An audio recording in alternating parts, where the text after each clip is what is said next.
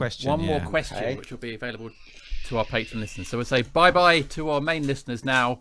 And if you go out to our Patreon, then you'll be able to hear our next question to Graham. So you're a guinea pig. All right. Excellent. Well, we've got a question from Sarah H. And she would like to know, Graham, is there any song or perhaps an album that, given the chance again, you would go back and redo in some way? Or are you perfectly happy with everything? And I know from my experiences that I will listen to some guitar parts on certain recordings I've done and think, I just wish I'd used a bit more gain on that. Or is there any particular records that you might feel that way about? Well, not really. I've got one about song. Okay. But, this is all about that thing of resentfulness, really, as well. I mean, I had this song for the Sick, which is a very resentful song, aimed at someone very specific. and you know, I was extremely angry. I was sleepless at 4 a.m. I think I was at my parents' house, actually. I was like, and I did that thing. I've got to get this out of me. And I wrote loads of words to a melody which was in my head. Later on, I realised that melody was "Which Side Are You On?" Which Billy Bragg had done a version of and things like that, which has been stuck in my head.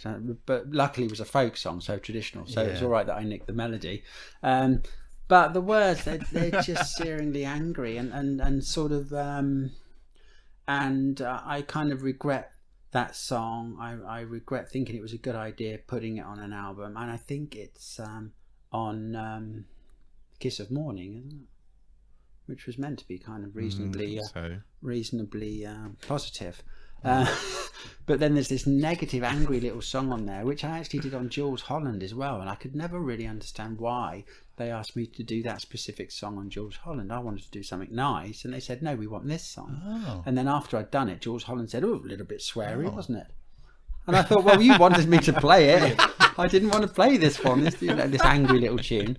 But really, it's really directed about somebody who did absolutely nothing wrong or nothing that I haven't done myself, and you know, I gave them a severely hard time about it, you know, and I regret that, and I have apologised to who it was directed at, but I still sort of think that's probably, you know, not my best moment. But the rest of, sorry, go on. Weird though, because I was going to say, because that's how you were feeling at the time, though. So you can't deny how you were feeling. And I guess it's sort of like it's personal growth to get older and look back and be like, oh, maybe that wasn't my finest moment. But you know, I was. But again, you know, you live and learn, I suppose, and then and you realise that maybe I got that outside of myself, but that might have hurt someone's feelings, you know. But actually, I think in the end it didn't. I think they found it quite funny, and I think they got ribbed quite a lot by their mates about it. You know, I don't think it changed much except to make me look like an angry sort of, you know, person. You know, which I kind of was. Yeah. I mean, it did its job, but did it really have to go on an album? I suppose. I mean, it could have been like one of those things that you write a message and you sit quietly and you burn it and off it and it goes up the chimney. Yeah, I could have done that, but you know, I didn't really have to put it on an album and tell everybody about my this resentment. You know. So, but other things with sounds and things like that. Maybe I was heavy-handed with the distortion generally in the 90s. I don't know. Maybe some of those songs could have done with a lighter guitar sound. But you know, that was.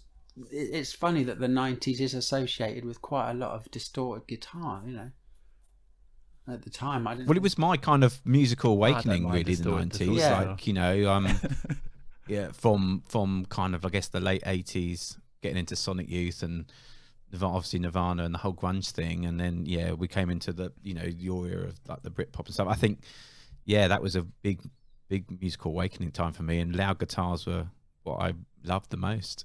Yeah, absolutely, me too. You know, the roller coaster tour and everything was I stood on stage while everybody sound checked. I stood on stage with Dinosaur Jr. sound checking.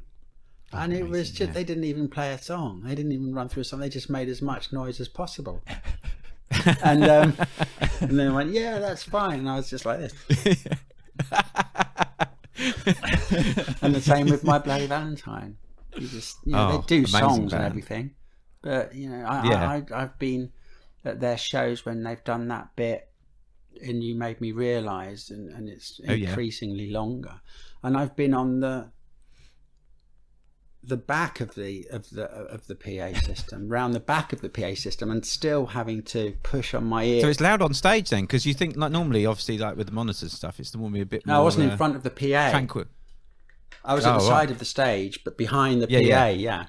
And it was still absolutely insane. Just really loud, yeah. So yeah, I like a loud guitar. It's what I like about guitars when they're that loud, is they start to resonate and twist and do their own thing. And I like just putting my hand on it, seeing what it will do next. I mean, that's how the Coffee and TV sort of guitar solo was. I didn't really use my right hand on that solo. I was pressing distortion pedals and tremolos and just moving my left hand on the fretboard, really.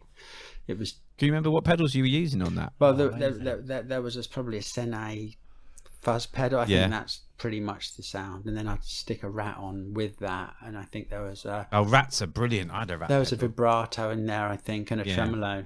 Something like that. You can kind of hear clicks as I'm going through the pedals when you listen to that solo. And it was only to mark the area where there was going to be an instrumental part of the song.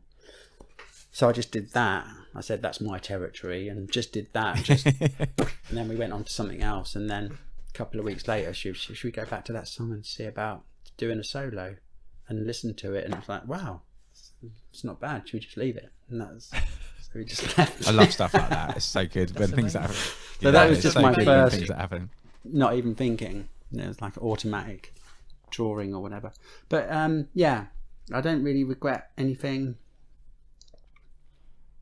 No, I think it's all right, really.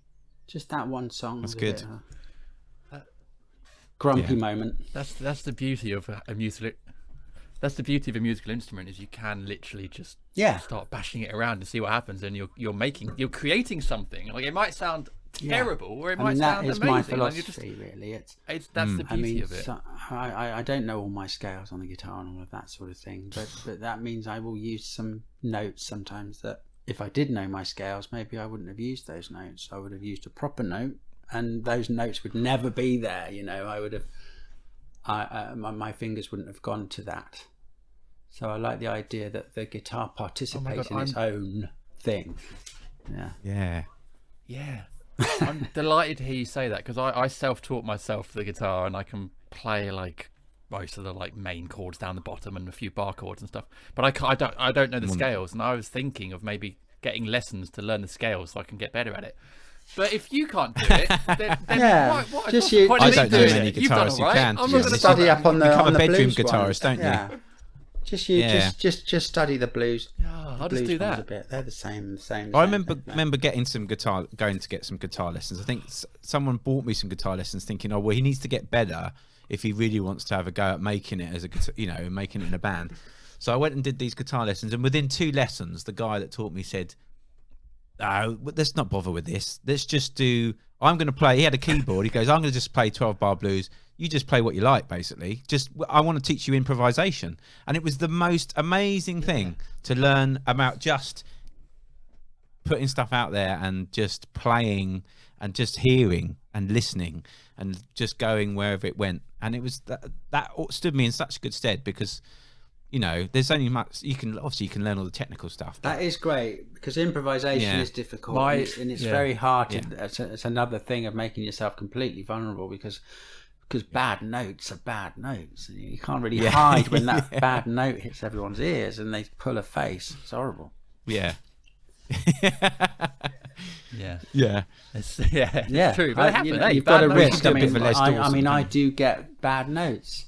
sometimes I get those ones that are just great, and I don't know where they're coming from or whether they fit. They just sound and feel good, and then because of that's how I play, it's kind of sometimes you get a flipping awful one. That's how it is, isn't it? Yeah. I got one final question. That cropped up earlier. So if you're going on Jules Holland, they tell you what to play. You don't say I'm turning Oh up, no, I'm you playing you this can and kind of they just wanted me to do that one song, and that's the only song I did. I didn't.